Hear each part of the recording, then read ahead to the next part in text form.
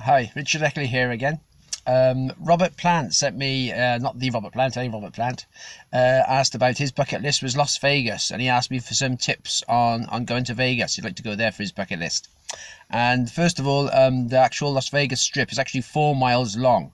So you want to sort of set out, I wouldn't try and do, some people just think, let's do the whole strip. And that's a long way to go. 4 miles and 4 miles, by 8 mile round trip is a long way to go on a sort of like a sightseeing bit, like, you know.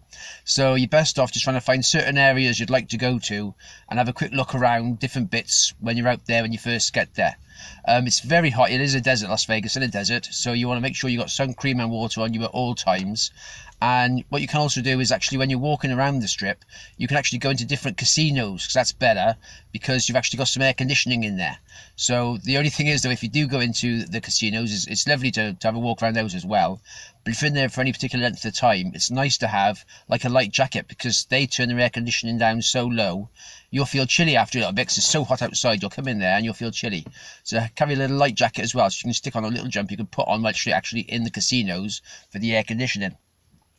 Also, if you if you don't want to do any sort of much gambling there, although you're in Vegas, it's still worth, there's something called the Players Club, which you can join in. All different casinos have that, and that doesn't mean you have to sort of go gambling, but it does give you discount on certain shows, certain restaurants, and it's worth just signing up for a Players Club card while you're actually in a casino, and that'll give you a bit of discount while you're actually in there.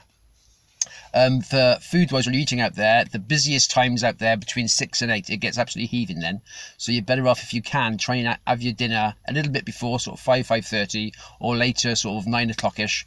Depends on what you're doing for a show and stuff like that, so you can't always do that. But if you have the option, it's worth trying to avoid it, because you could be spending like an hour in the queue trying to queue up to get your food, when you could be spending that elsewhere. And also, similarly, if you're getting taxis anywhere when you're out there, it's so busy, there's so many people out there, you've got to allow yourself at least half an hour to actually get a taxi. So you'll be waiting for a taxi for half an hour before you actually get one to get where you want to be. So many people are late for shows and late for meeting friends just because they couldn't get a taxi, and they thought they could just walk outside and get a taxi. But obviously it's so busy there, that's not really an option to allow for that, and you'll give yourself some more time.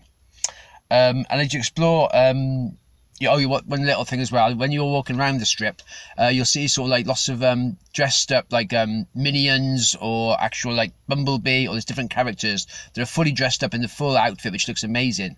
And if you think, oh yeah, we'll have a photograph, and you stand by and have a photograph, they will expect to be paid for that. I mean, that's just the way it works out there. So if you do see a nice character, like a photograph with them, if you're sort of walking past and catch a photograph, you'll be fine. But if you actually want to stand by him and pose with him, or her, whoever the character is, you will have to pay.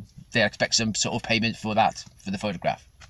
Hope you got value from this. If you'd like some information about your bucket list, where you'd like to go to, you can either drop a comment below, or you can Facebook friend request me, Richard Eckley, or you can always catch me at rickeckley67 at yahoo.co.uk. All the best.